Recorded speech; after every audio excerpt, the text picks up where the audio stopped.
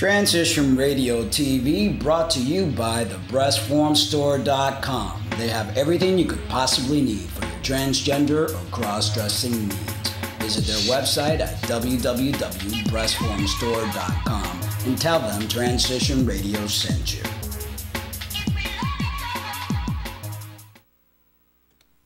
The following ingredients include a look behind the scenes. Cook uncovered until hot. Add taste. I would like, if I may, to take you on a strange journey. Once upon a time, there was a little girl. The accident was over a year ago. A second woman has been elected president. A 12th planet has been named in the solar system. The last wild polar bear has died. I slept through it all. I was here for my waking. He called it a beginning. He said it was good. I think he may have thought that anything I did was good. Welcome to Transition Radio, live from Hollywood, Florida, with your host and hostess, Mark Angelo and Jessica Lynn Cummings.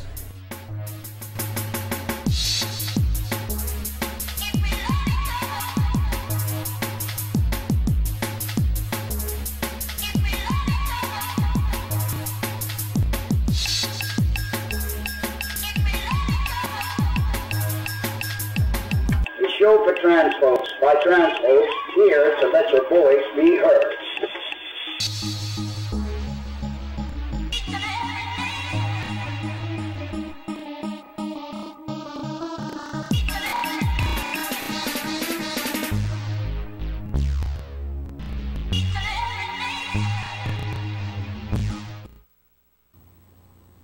Oh, crap. Busted.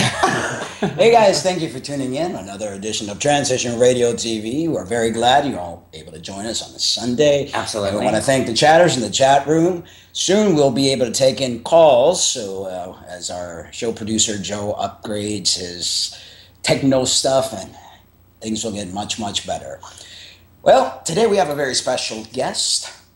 There are plenty of male folks twang Americana singer-songwriter who sing about love, oppression, assimilation, and growing up an outcast in the U.S. But not many of them can say they learned to write songs at Girl Scout camp. StormMiguel Florez is a Mexican American singer, songwriter, performer, and producer who was born and raised as a girl in Albuquerque, New Mexico. More importantly, he was a kid who loved to sing. As a child, StormMiguel stood on furniture and performed for his family by singing along with Johnny Cash, Jesus Christ Superstar, performing all parts, Helen Reddy, and the Grease soundtrack. As a grown-up, he has been featured on NPR's Snap Judgment and has performed at venues across the U.S. StormMiguel now lives with his wife, spelled with a Y, not an I, their two cats, and their part-time chihuahua in San Francisco, California.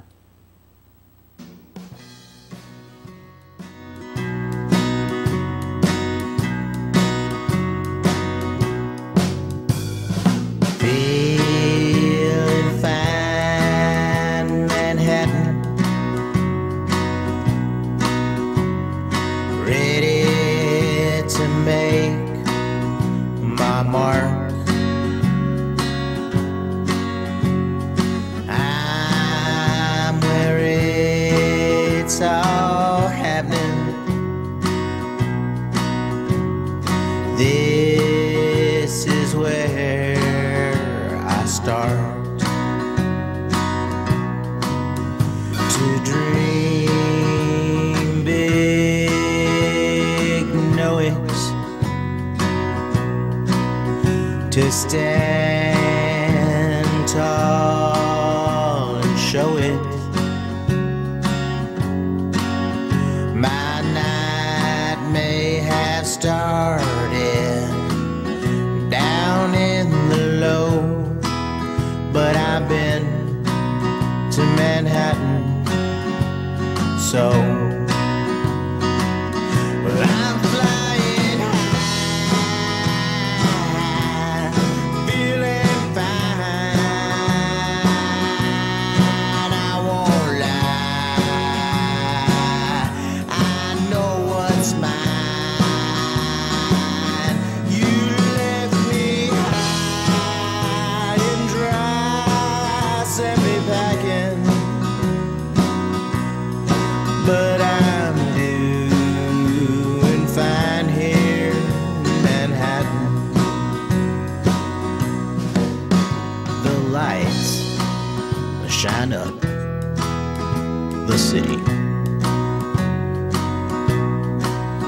and the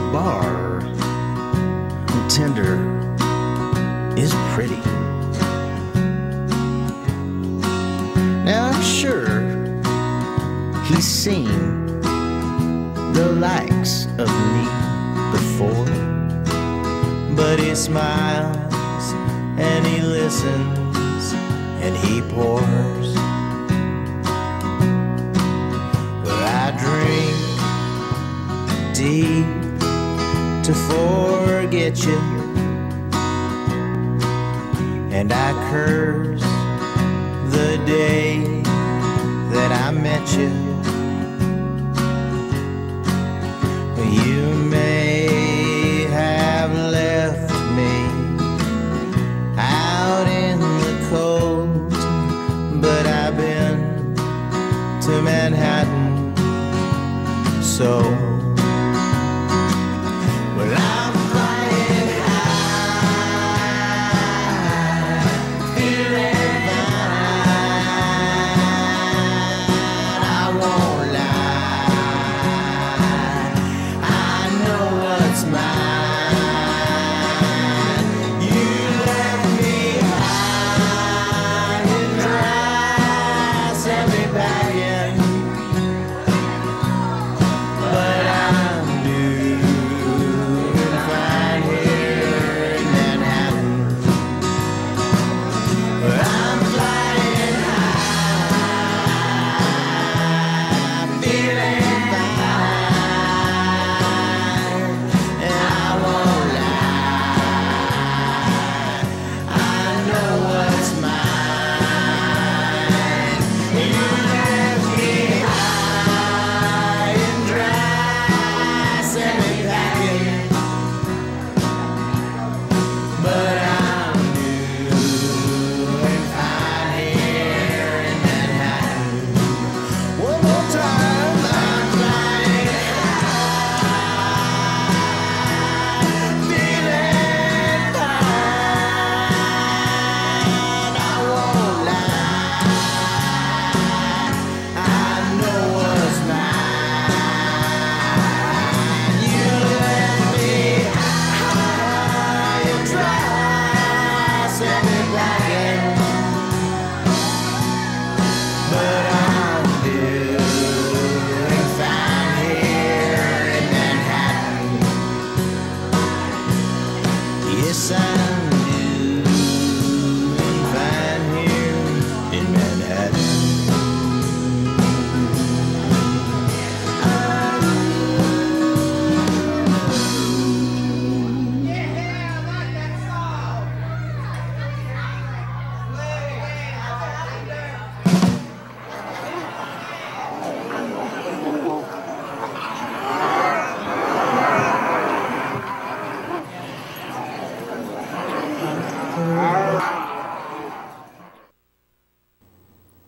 And now welcome to our show, the talented Mr. StormMiguel Florez. Hello. Hey, Star. Thanks for having me. Hey, pleasure Wow. is ours. Yes, absolutely. I never knew zombies could have so much fun. Yeah. I didn't either. I got one question. In that Sure. video, you look like you just got done eating like brains and stuff. That was I part quit. of- I quit that. Yeah. So, New Mexico. Actually, I lived in El Paso, Texas back in Okay. 1978. I went to Coronado High School. And then I went back again around 3 years ago, and I lived in Silver City, New Mexico. I don't know if you've heard of it's a small town, I have. population 10,000. And it's very beautiful. It's just I don't like cold weather, and it does get very cold in New Mexico. Too cold. It has all four seasons. It gets really cold in the winter and really hot in the summer. Definitely. It's a dry Yeah. heat, though, compared to us here in South Florida. We Yeah. get very humid heat. For the dry heat. Yeah, the dry heat for sure. Yeah. Sorry, no cold weather for this girl. Yeah. Absolutely no. No, but I do love the mountains and just the whole, I don't know, the people there are so much more friendly than the people on the East Coast. And it's Yeah, just, I often go home and realize that. I mean, I live in San Francisco now, and I've lived there for about 16 years. Great place, but every time I go to New Mexico, people have time to chat and, you know, at the grocery store or just, wherever you are, people are a lot more friendly and interactive in a way that I don't experience in the bigger cities. So it's really always very refreshing to go home, and I love the people, I love the land. It's really hard to be away, and I wish I could be in both places at once, be with my family, but I really feel like I have a lot of roots in San Francisco now too. So that's awesome. It's it's really, I enjoyed it. Like I said, in Silver City, population 10,000, so it was like going in a time machine. At first it was like culture shock, and then I really liked it. There was a lot of hipsters, a lot of laid-back individuals, which is really, really nice. I haven't been to Silver City. I'll have to check it out next time I'm home. Yeah, it's really, really nice. See, I've noticed small towns are like, big cities versus small towns. Everybody in a big city is always in a rush. Yeah. In small towns, everybody's like laid back. They're mellow. They don't care. Yeah. It was always get to things later, and it was just very laid back. Absolutely. I enjoyed it. Absolutely. Yeah, so let me Mexico has the nickname the land of mañana. Yes. The land of tomorrow. Yeah, the land of tomorrow. Everything is like tomorrow. You'll get this done tomorrow. No rush. Cut the grass. Cut the grass, honey. No, sweetie. I'll do it tomorrow. And at first it was hard to get used to, because I've always been let's get this done. And I was like, okay, either I mellow to the kind of atmosphere I'm in, or I'm going to get a heart attack. So, wow. So I trained you to become a little more free-flowing in a small town. No, well, that was before you. Oh, before me. Okay. Yeah. I figured maybe I helped in some way. No, because of, my procrastination. Yeah, well. Whatever. Yeah. Anyway, this whole video, I've been to Manhattan. Give us a little bit of history where they came from, and all this trans zombie, which I think is totally interesting. Well, if you notice, the song has nothing at all to do with zombies. And so the song came first. I'm a Scorpio. I tend to write moody, kind of emo songs. So this was a bit of a departure when I wrote I've Been to Manhattan. I wanted to write a drinking song and an upbeat song. And it's actually rare that I say I want to write a certain kind of song and then it comes out. Normally a song just comes out and there it is. So it was a rare moment of writing a song intentionally. And I never wanted to do a music video because all of my songs are so emo, and I was just thinking, like music video, like I can't take myself too seriously doing that. And then one day I was driving across the Bay Bridge to be an extra in a zombie movie, which I'm not a big zombie fan. That's my wife. I'm a zombie fan through marriage because my wife is the big zombie fan. And we agreed to be in. There's a transgender director and activist, Alex Lee, was doing a short film, and zombies were being a metaphor, and the film's called A Night in the Woods. So we're on our way to be extras in this film, and we're on the Bay Bridge, and all of a sudden it just came to me from the divine zombie god of zombiness, I don't know. And the whole video just came through me. It's going to be a video to I've Been to Manhattan, and it's going to be a heartbroken zombie returns to his lover as a zombie after being bitten, and she rejects him, shoots him in the chest, and he drinks his sorrows away. And it just came to me, and then it's really cool to see the video because it really looks like how I envisioned it, and it was really fun to create it. And I was able to. I'm not a filmmaker, but I did direct and produce and edit the movie, and I had the most fun editing it, I think. I thought it was pretty cool. Editing. Yeah, it was a very, very. I thought it was very excellent video, and it was actually shot in Manhattan, or. No, it's actually referring to the cocktail Manhattan. Oh, okay. So it's a lot of people are like, that's not Manhattan, that's San Francisco, and it is San Francisco. And so I've Been to Manhattan is really like I've been there. I've been drinking Manhattans all night, so I'm perfectly happy. Awesome. So it's shot in North Beach in San Francisco. Part of it was shot in North Beach, and part of it was shot in a place called Buck Tavern, which is no longer around, but. Chris Daly, the owner, was really generous in letting us use his bar for shooting it. Oh, that's awesome. Well done. I do have a question about something I read in your bio. Okay. You said part-time Chihuahua. What is that? Well, he's always a Chihuahua, but I have him part-time.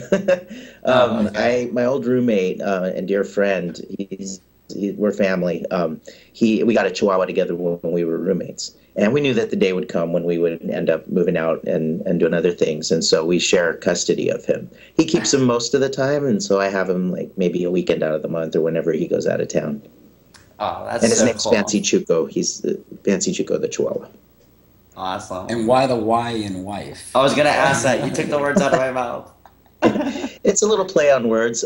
We never really felt totally comfortable with the words husband and wife because we're really queer identified in a lot of ways, and so we wanted to find a way to, like, we weren't sure what to call each other, and we did end up calling each other husband and wife. And one of us made the joke. I think it was wife with a Y or husband with a Y, which is kind of an old dyke term. Like a lot of times in the feminist separatist movement, the word Y was put in place of the word. The letter Y was put in place of the letter A in woman, so it was woman, to take the man out of woman, I guess. I don't know. And so we're kind of making fun of that, and also that it just stuck. Actually, we're just like, yeah, wife with the Y, and so it was a way of being like my queer partner. And That's awesome. Americón. Is it Maricón. Maricón. Yeah. So that's another play on words there. I love playing with words, language. Maricón is a derogatory term for gay. Right. In Spanish. I know that because I'm Cuban. When we're reading the bio, we always go over the show before the show. And she goes, that's spelled wrong. I said, that's the way he wants it. And that's what I'm like, wait a minute. That's a sense of humor. I don't know. There's got to be some meaning behind this, so we'll ask him. Yeah. So it's like Mexican American or Mexican queer, Mexican homo. And faggot is accurate. I mean, I'm married to a woman, but I'm also a very gay homo faggot identified as well. Like you could say bisexual technically, but it feels more right to say queer to me. Yeah, I think that's great. You got a great sense of humor. I love it. I was reading it and I was like cracking up. I was like, how the hell am I going to read this? I don't know how to pronounce it right.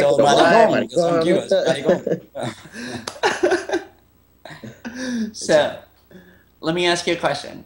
Did you find support in your circle of family and friends when you decided to transition, or were there obstacles created? Yes and yes. My family, that's the bigger. Let me start with my friends. The family is the bigger can of worms. But my friends were mostly really supportive. I was already in a community that was familiar with transgender issues and with trans folks in general, being in San Francisco. Interestingly enough, the friends that had the hardest time with it, there were two friends in particular who were ex-lovers from like 15 years prior that I hardly talk to anymore. And we were in touch on occasion. And when I told them they were dyke lovers and feminist identified, and when I told them I was transitioning, they were both very upset about it. And one of them, I thought it was interesting that she was upset because I think she had a boyfriend at the time when I told her, so she was no longer, and I don't know that she really identified as a dyke anymore, but she just had a really hard time. I don't know if she thought I was betraying betraying women by transitioning, and I had the other lover, that ex-lover, was butch, and I think there was something there for her that was hard, that maybe I wasn't just accepting my butchness. But overall, my friends were real cool. And they, one of them came around, and the other one I don't really talk too much anymore. And then family was challenging, especially my immediate family, like my mom and my brothers and my sister had the hardest time, and my extended family kind of took to it really quickly. Especially the little kids, the little cousins. I feel like they felt like, yes, thank you, because they had been being corrected by everyone else in the family every time they called me he. The little kids would be like, him, and then they'd be like, it's the she, and my family would get all uncomfortable with it. So when I finally came out and was trans, they were like, haha, I told you so. And so they got the pronouns down right away because they'd been getting them down before that. And my extended family was just really great. Like I had cousins, we'd be at weddings or parties, and my female cousins would take me on the dance floor and dance with me, partner dance with me. And I think my immediate family, and I think this happens with a lot of folks, is that there's a couple things. One is when we transition, we kind of change their history as well as ours. So my mom may be identified as a mother of 2 daughters and 2 sons, and now she had to kind of change her own story of having 3 sons and 1 daughter. And, same with my siblings. They had two sisters or, one sister and two brothers, and they had to change their story. And I think that's hard for people. It's hard to kind of change your personal history. And the other piece I feel like is that our families see us as direct representatives of them, and kind of feel some ownership of us in some ways. We do that with our immediate families. So I feel like they were kind of embarrassed maybe and wondering what the rest of the family would think, because I was kind of representing them, and maybe it had been a failure on their part. And I feel like when they got to see the extended family embrace me and not judge them, that was really helpful for them. And especially when my wife and I got married, we got married in Albuquerque, and we invited my immediate family and my extended family, and we brought a bunch of friends down from San Francisco. And I feel like my immediate family really got to see, like, oh, this is a vibrant community, and they're really welcomed by both our extended family and their own community, and they're not just living in the shadows somewhere, and there's nothing shameful. It's actually really celebratory. And since then, I feel like my immediate family has been a lot more accepting and embracing, and actually they try more to use the male pronouns, and the male, like my brother actually refers to me as uncle to his son, which is really great. That's great. Yeah, it takes time for family members to it really takes catch time on. to process. Yeah, it's really and it's really funny when you said your mother had to learn how to say now she has 3 sons, and people go, wait a minute, but I thought you had, like with me, I have a sister and a brother, and so my dad now says he has 2 sons, and people that have known my dad for a while says, wait a minute, I thought you had 2 daughters and a son. What happened here? What's the whole?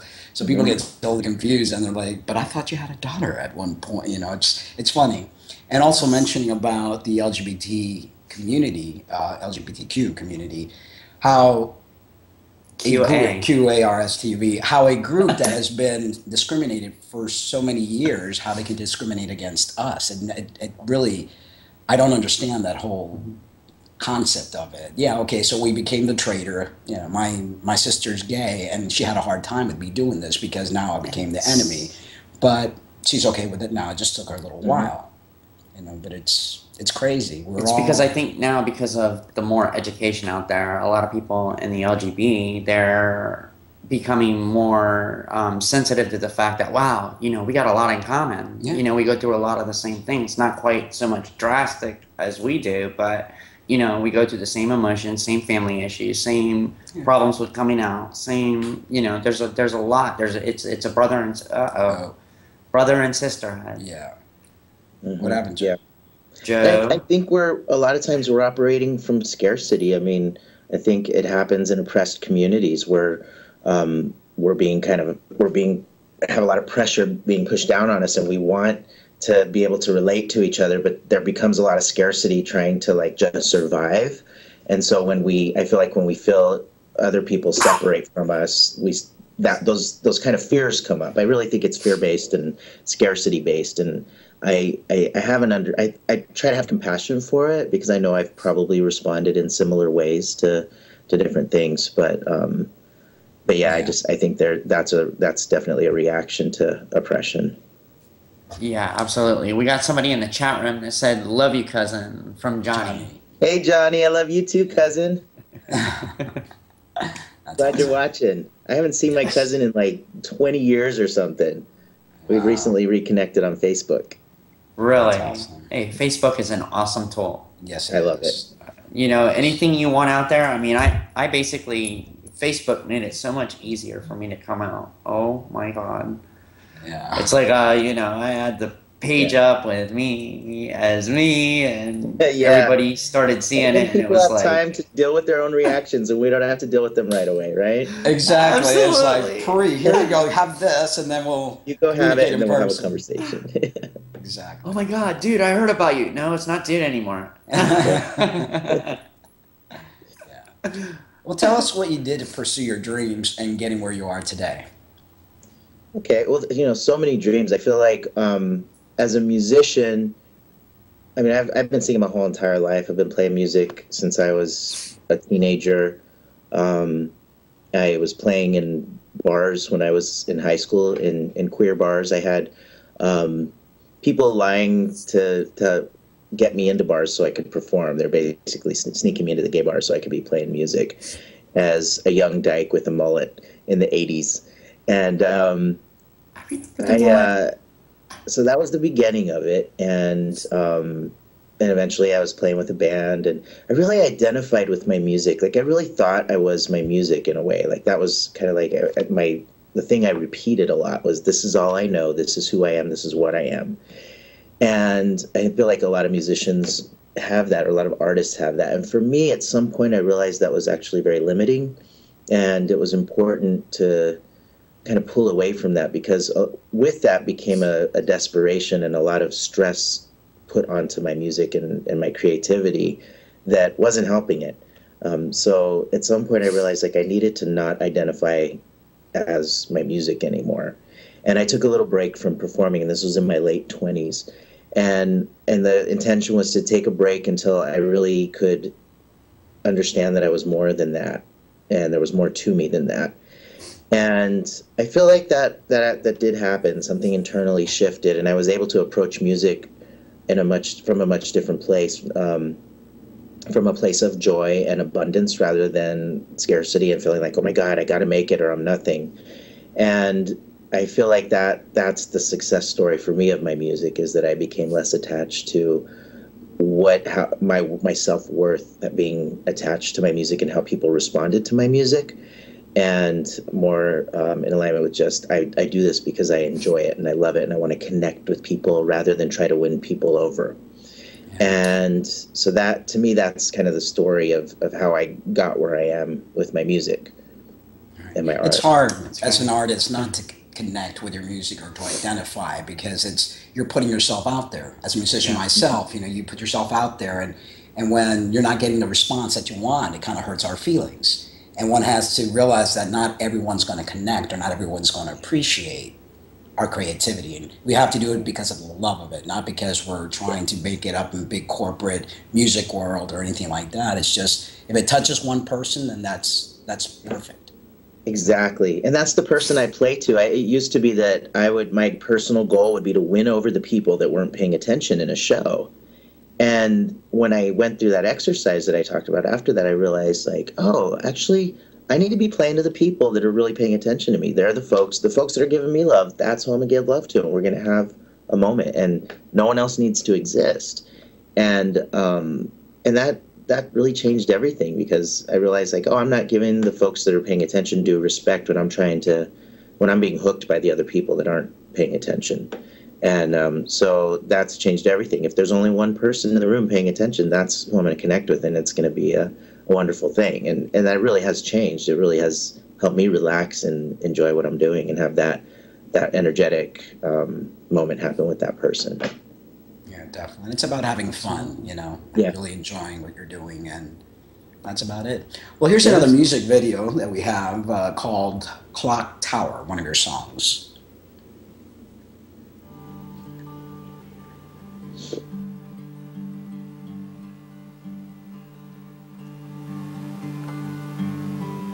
There never was a time of innocence. There never was a time before the morning, the springtime.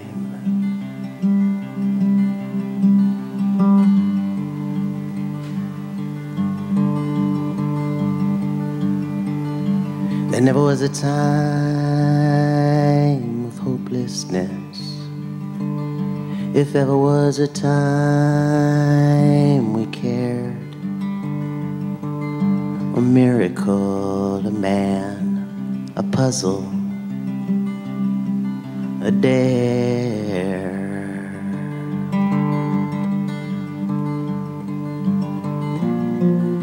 Two boys laughing and a dog.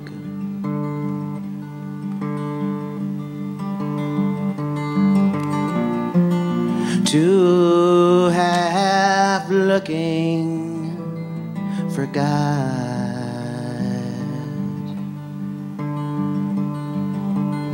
and he came down like a child from his dream of you. And I came down like a child from my dream.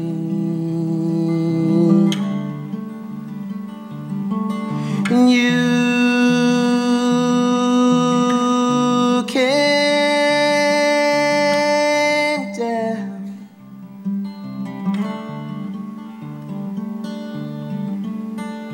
for more.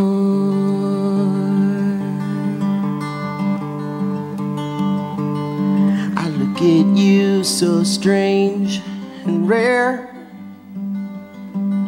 You look at me the same. Tired and beaten at our own game was so much the same. We repel too much.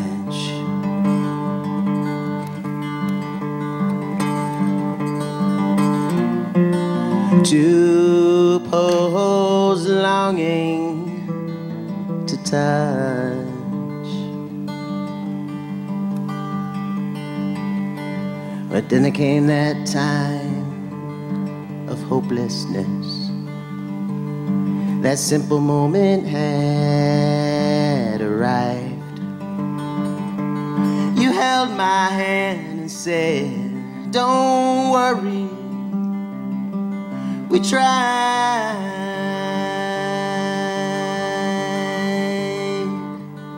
And it's your turn to die tonight. And it's your time to live. And both of us can soon forget.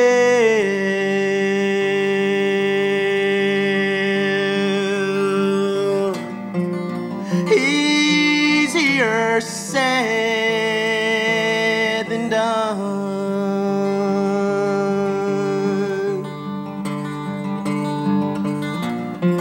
Was Jesus the only one?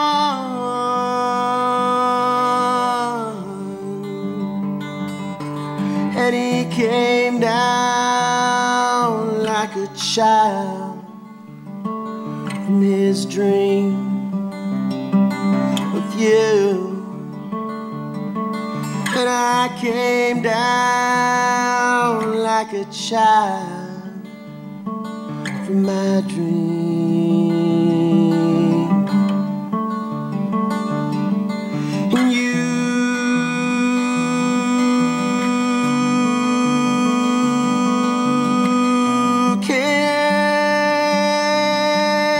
came down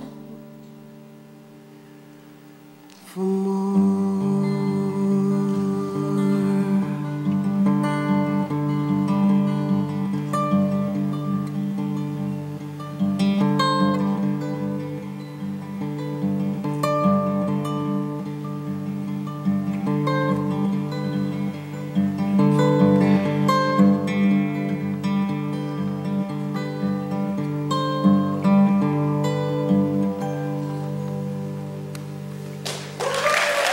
Thank you. Thanks. That was great. Nice. Let me ask you, are there any special techniques that you go through before getting on stage? Because you're so comfortable on stage. I mean, Well, I've been doing it for a long time, so I'm very comfortable singing and playing. It's the talking in between that I have the hardest time with. I get very nervous about that part, and doing interviews too, actually. But before I go on stage, I don't tend to do a lot of like vocal exercises. I might play around with some songs ahead of time, but I think the thing that I know always makes a difference is when I set an intention and get grounded before I go on stage. So an intention for me might just be like, I'm going to be very present. I'm going to connect with the audience, and I'm going to I want to be comfortable and have a good time. So, just get really clear with that intention. And that's what I take onto stage with me. If I go on stage thinking, oh, I'm nervous, I'm going to forget to say this, or this is a new song, am I going to mess it up? That really actually shows when I'm performing. So I've really learned that it's important to get clear about what I want to bring. And even there are times when I say, tonight I want to sell a bunch of CDs. Like tonight, my goal is to really get the point across that you want to buy a CD, and do it in a way that actually, is subtle and works, and that's actually worked too. I feel like intention can be very powerful. Definitely. I'm going to add this question in. Being a trans artist, we know that testosterone changes our voice. Did you? And I noticed that you have a pretty higher range. I mean, you're able to go up there, which I lost completely when I underwent therapy, testosterone therapy. Did you find it awkward when you were? Oh yeah. Yeah. Yeah. Yeah. And it took me a while to get to that high range. I lost it completely for a while, and that was the scary thing for me about deciding to start testosterone, was my voice, because I was actually very happy with my singing voice pre-T. So when I started, I made it a point to sing throughout my transition and perform throughout my transition, even if my voice was cracking and doing crazy things. And I don't know if you know the reference, but I called it the Peter Brady experiment. Yes. Yeah. Yeah. Well, were you nervous? Were you nervous when you started on T and knowing that you had the singing voice? Were you afraid that it was going to change everything? Yes, I was terrified, and I was worried I wouldn't have a voice anymore to sing with. And but I had to practice what I preach, because I always tell people when people tell me, oh, I'd love to sing, but I'm tone deaf, or I have a terrible voice, I always tell people, nobody ever told Tom Waits, you have such a pretty voice. Nobody ever told Bob Dylan, you have such a pretty voice. You should keep singing. You have such a pretty voice.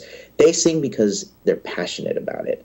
And Bob Dylan can go way the hell out of tune, and he's convincing. It doesn't matter. He's convincing. It's what he's saying, how he's saying it, how he's expressing it is convincing, and people love that. And so for me, I had to kind of practice what I preach. I'm like, okay, well, I love to sing, and I'm gonna sing no matter what, even if I sound like a frog. And I did for a while. But well, you definitely don't sound like a frog. No, you don't. You got a great voice.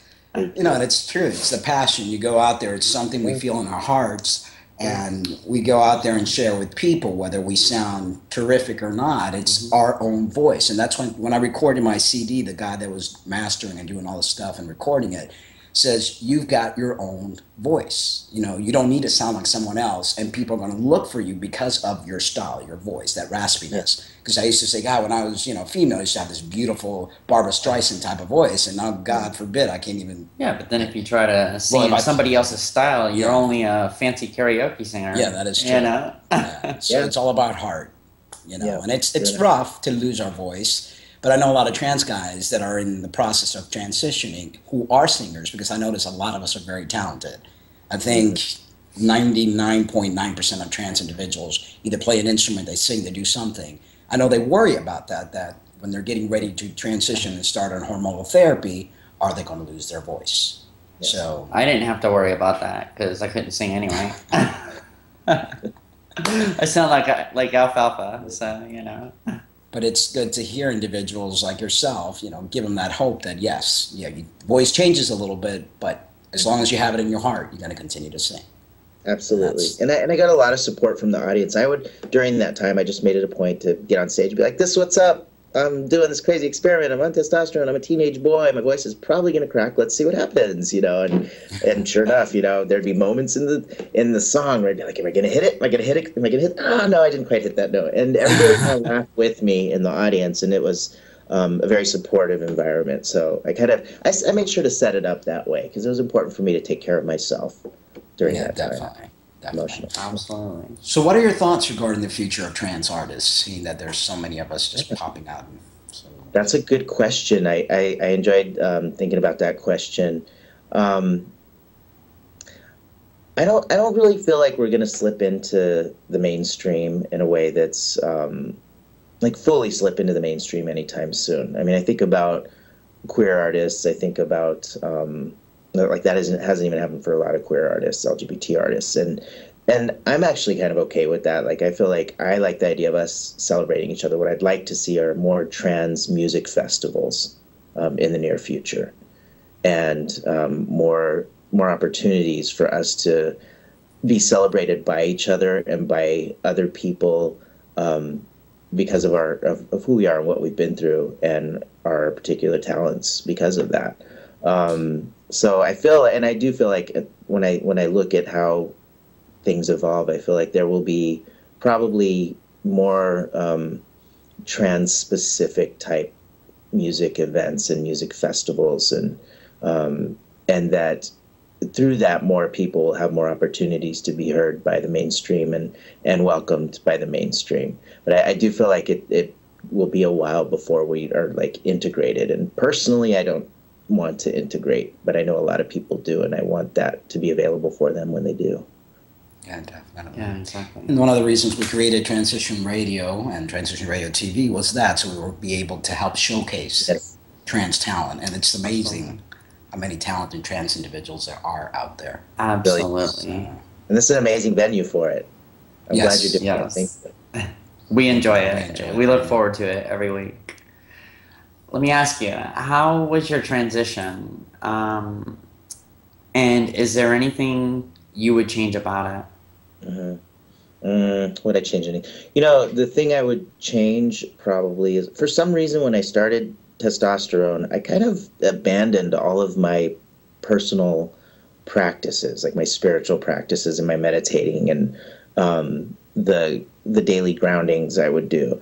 And I'm not really sure why that was. I might have just, teenage, it's a whole teenage time, right? Lots of distractions, lots of like, what's going on? It would have been a really good time to stay connected to that and have support specifically around that. But I kind of shifted into something else for a while.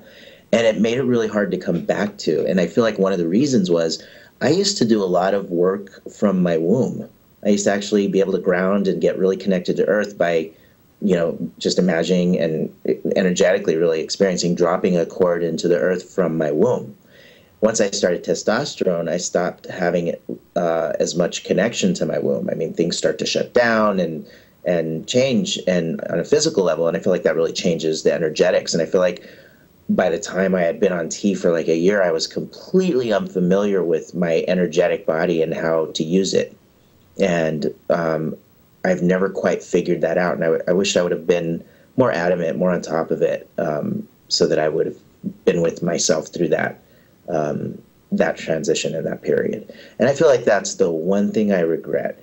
Other than that, it's had a lot of ups and downs. It's been a roller coaster. It's been really hard sometimes, especially when I think about family. My surgery was really hard. It was my top surgery was actually pretty intense because I had some complications. And so that was, there's been those hard things, but there's been so many rewarding things as well. As far as like the community I get to be a part of, and the unique thing that we get to experience of going through puberty as adults and experiencing living in the world, for me, at some point, as being identified as a butch dyker and a woman, and living in a world being brought up that way, and then all of a sudden being perceived completely differently and also experiencing things completely differently. And to me, that's a gift. That's a really cool thing to get to do. And I don't care what anybody says. It's not just nurture. Like, things changed after I started testosterone, and it's a trip to really see like, oh, this isn't just society. This isn't just how we're brought up. It's not just domestication. Like, I actually cried less when I started T. Like I wanted to cry. I couldn't cry though, as much as I used to cry. And I just responded to things differently and really noticed like, oh, this shit's real. Like, this is not just how we're brought up. I know there's pieces of that, but anyway, so that's been a real joy to get to experience and really witness that on myself, on my own person. I could not agree more. Yeah. I feel the exact same way, because it's kind of like we get to grow up a second time, in a different life. In the same life, but in a different life. Yeah. We don't have to go by our parents or somebody raising us. We actually raise ourselves and become the men and women we are today. Hormones are very powerful. And when you mention about how spiritual you were till you started taking hormones, I think people don't realize everything's energy. You got your masculine energy, you got your feminine energy. And what happens is going from one spectrum to the other spectrum completely, it almost throws off your yin and your yang. And so it's hard to reconnect. I think through the years, we go back into that center, because I noticed that with me. Like in the beginning, I couldn't cry and I couldn't get as spiritual as I was. But now, 10 years after, now I'm able to cry again. And now I'm being in touch with my female side again. So I'm finding that beautiful balance, which I believe that's what we're here to do on this earth, is to learn how to balance both those energies. And I believe I helped in that. Yes, you have. Very much so. As vice versa. Yeah. Yeah, I've experienced that too. I actually, weirdly enough, after my hysterectomy, the tears came back, which is weird because I had no estrogen in my body anymore. But for some reason, after my hysterectomy, the tears came back as a trip. Hormones are weird. It's an amazing thing.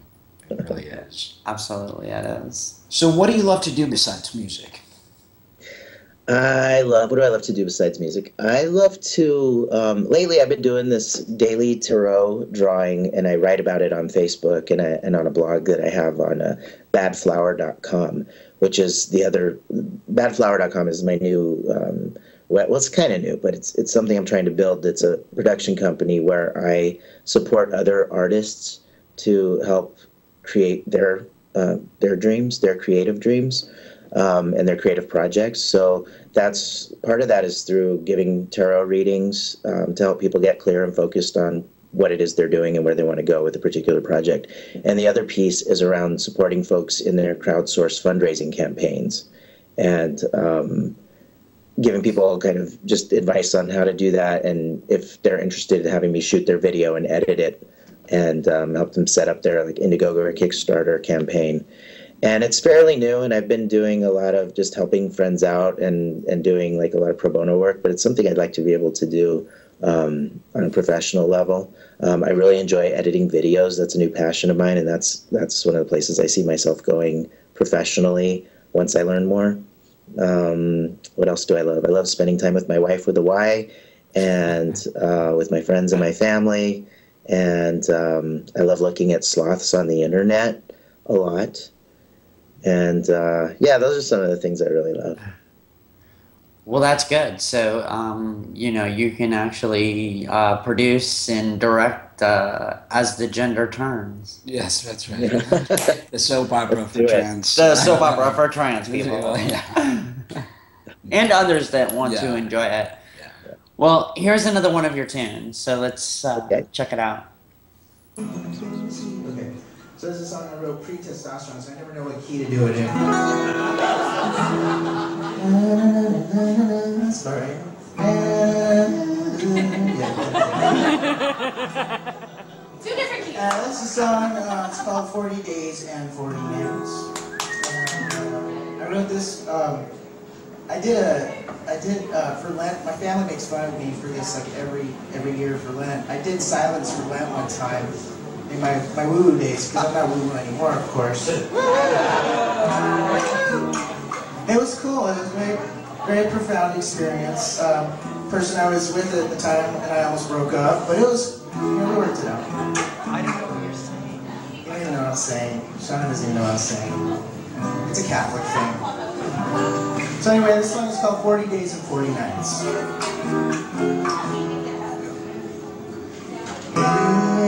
If I look out toward the sea, I see a reflection of you, and I don't think it's me. And when I'm headed toward the land, I see what I think that I used to be, and I don't think it's me. Used to be so sure, but now I'm floating in the wind. The sun seems to pull me in, saying, let go. I promise you won't get burned.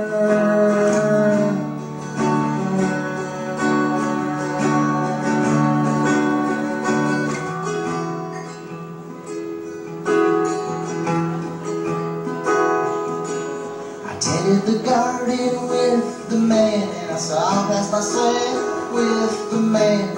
Now a woman takes my hand, leads me to the water, to see my own reflection, to build my own altar.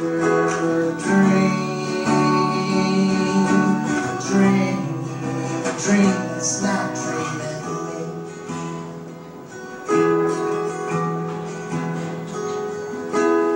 When the stars made love to me, my eyes open and we were a galaxy. Now that I had my eyes removed, my head has been swallowed, my face is askew, and all that I can think to say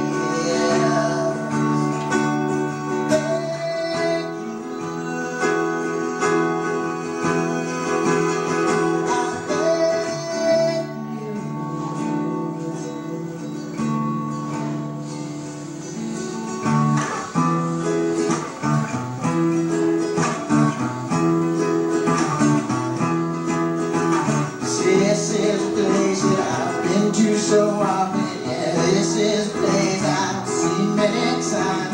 My eyes are open and that's no mistake. My skin may be crawling, my smile might be fake. The devil may have me surrounded. This time I'm away.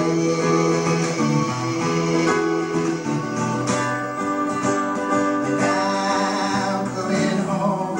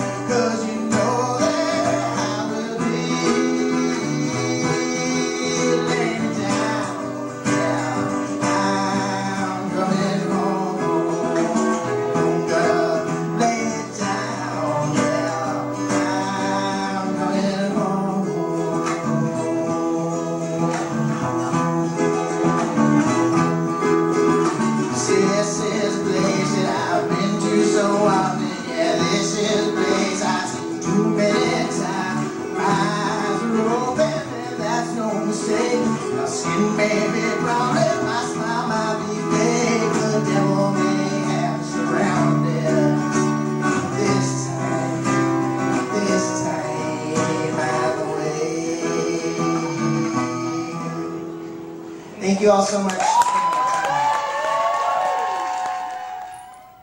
Awesome. Excellent. Let me ask you, what has been the biggest obstacle in your life? The biggest one? Wow. Well, I think of an internal obstacle when you ask that, and I feel like the biggest internal obstacle for me has been, and this has been a lifelong thing, of just being too concerned about what other people think about me, and too worried about making other people uncomfortable.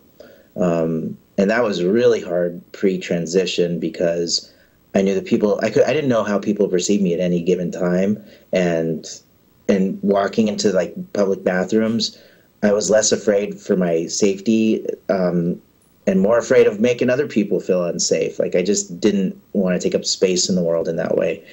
And that's been, in some ways it's been good because it means that I'm conscious about the space I take up in the world, which I think we all could stand to be more conscious of that, or most of us can, unless you don't. But the obstacle there is that stress that I get either makes me stay small, or since I've like been more committed to bust out of it, I internalize that stress. I somatize that stress, and so I actually have fibromyalgia, which has been a big obstacle. It's like my brain misfires signals to my body and tells my body that bad things are happening when they're actually not, and it sends pain signals. So when I get really stressed out or when I get really anxious, I end up somatizing it and experiencing a lot of pain in my body. And now I just kind of feel pain in my body randomly because of all that. And so I feel like because of that obstacle of just being too concerned about what other people think and about making other people uncomfortable, I end up taking it on, and it's important for me to take up that space at times, especially when it's around speaking out against oppression, speaking out against racism and homophobia, transphobia, fat phobia, ableism. There's all these places where people, even well-meaning people, say things or do things that are oppressive or that feed into racism and a lot of other oppressions. And I made a commitment at one point to really speak out when that happens. And when I first started doing that, it was really hard on me and my body, and I hated it, but I was committed to it. And I'm getting to a better place with it, of being committed to doing that and having those conversations, even though they're hard, and having ways to find support and community and support in my life where I'm not somatizing it as much. And so, yeah, but it's kind of it's not a direct answer to your question, but it's kind of complicated, I guess. I notice as healers, we take on a lot of other people's energy. And I think we have to learn how to be able to create some sort of guard so it doesn't affect us. Some sort of outlet. Yeah, or guard so you don't pick up all that negative energy. I notice there's a lot of vampires in the world. They zap out your good energy, and then you take on theirs, and that's how you get pain and fibromyalgia, which is just a medical term. The medical community love to place terms on things, but to me, everything is energy. And when you learn how to redirect, as you said, and learn how to not allow those negative energies inside of you, then you can be more of an effective healer and not harm yourself. I mean, that's my take on it. Yeah, but, absolutely. I mean, you can be a conduit to channel out bad things from other people by having a positive whatever, but you also have to have a way to channel it out and not just, hold it in. That's quite a skill. I feel like a lot of healers aren't taught that skill. And I mean, like every kind of healer, energetic spiritual healers, doctors, psychologists, therapists aren't taught how to have energy either slide off of us or move through us. We take it on, we absorb it. Or like a vacuum cleaner bag. And then it affects us. It affects our relationship. It affects us. It affects our health. It affects everything. Absolutely. So what's next for you? Tell our viewers where they can catch one of your performances. Okay. And I know you're promoting a new CD, and so... Yeah, for starters, I'm here in Portland right now, actually, for the weekend. I played a show last night for a CD release party for Songs for Project Believe in Me. It's an anti-bullying CD campaign put on by these two amazing youth, Isabel Tatum and Alex Horsey. And they got artists together to contribute to this CD it's about anti-bullying, and everybody who sings is singing some kind of inspiring song that is going to be heard by youth who are experiencing bullying. Every CD they sell is going to be a CD that goes to like a counseling program in a school or a student that's having to deal with bullying in their lives. And so that's one piece that I'm a part of. That's one thing I'm a part of right now. And the party was amazing last night. There was a lot of cool people. It was all ages. It was just so much fun and such a very positive and happy crowd of folks. And so that's one thing. The other thing is I'll be performing on March 8th in San Francisco at Dolores Park Cafe with trans artist Shauna Virago. I don't know if y'all have contacted her, but she's amazing. And Cindy Emsch, who's part of the band Vagabondage and Rhubarb Whiskey. And that'll be a really fun show. I'm also going to be a part of a show called White Lies at the National Queer Arts Festival in June. And that's a big collaboration with a lot of anti-racist activists doing a show about racism and compulsory whiteness in queer community. And by compulsory whiteness, I just mean that kind of assumed whiteness unless otherwise stated, or that tokenism that happens a lot of times with folks of color. And so those are the two big things I got coming up. And you can always find me on Twitter at StormMiguel. That's my name on Twitter, or Facebook, StormMiguel Florez, and to hear what's going on. Or you can go to my website, stormflorez.com. Go ahead and send us that information of the trans artists, because we're always looking for great individuals to be on the show. And as much hunting as I do, I know I miss a lot of people. So I have some names for you.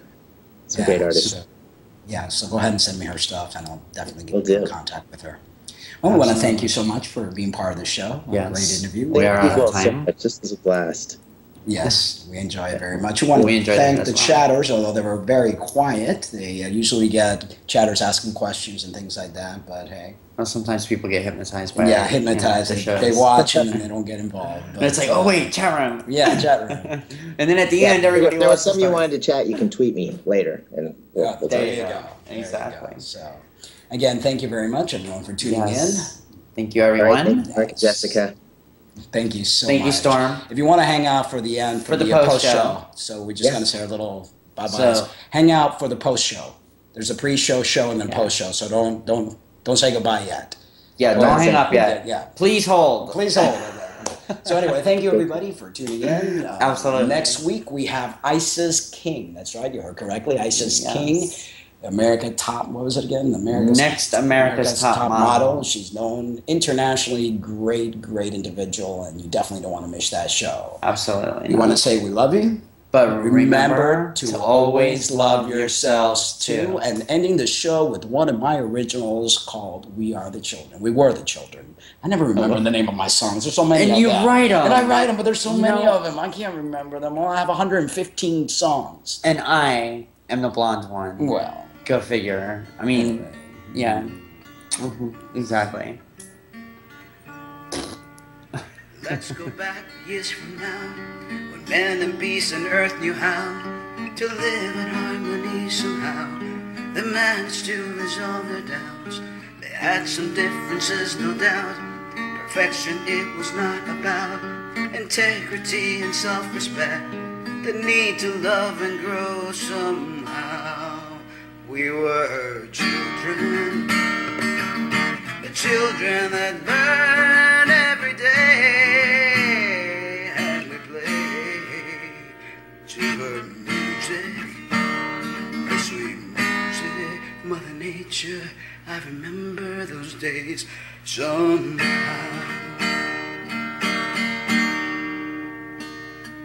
The games we played, hide and seek.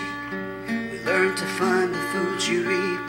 We share the goods among the land and play the children in the sand. The rhythms of the earth was good when you were placed and understood. That every creature in the world was special than we all deserved. We were children, the children that learn every day, and we played to her music, her sweet music, Mother Earth. I remember those days. We were children, the children that learn every day, and we played to her music, her sweet music, Mother Earth. I long for those days again.